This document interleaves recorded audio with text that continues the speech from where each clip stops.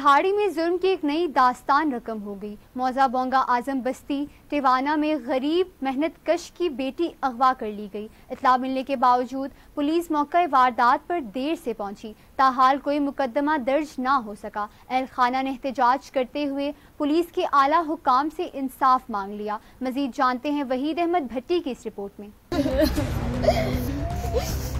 मैं घर सुतो हाँ जी, रात का 12 का टाइम है जी, ते साडे घर आ के डाकू फैले हैं। उन्हें बच्ची नूं चुक्का जी, मुंह बंद किया जी, ते उस चीका मारियां किसी ने मतलब असीं उत्ते अपने अगू ना फायरिंग शुरू कर दी।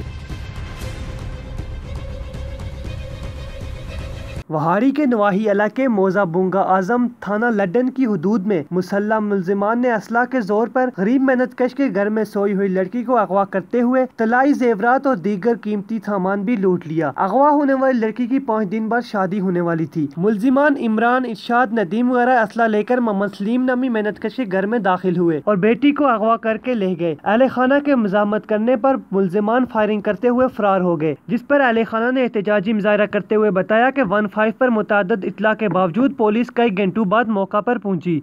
ताहाल पुलिस ने कोई कार्रवाई न की और न ही मुलजिमान से लड़की को बाजियाब करवाया जा सका है। मुलजिमान ने घर में सोए हुए तमाम मर्द और खवातीन को यरगमाल बनाया और सामान भी लूट लिया। मुजाहिरीन ने IG पंजाब, RPO मुल्तान और DPO वहाड़ी से नोटिस लेने का मुतालबा किया है।